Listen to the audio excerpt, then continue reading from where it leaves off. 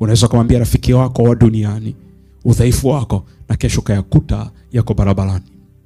Lakini kwa Yesu huwezi ukamwambia mambo yako kesho kayakuta yako barabarani.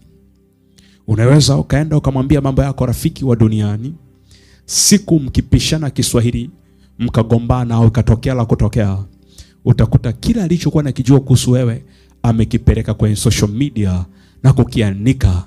Kwa nini? Kwa sababu mmepishana. Huyo sio rafiki wa kweli.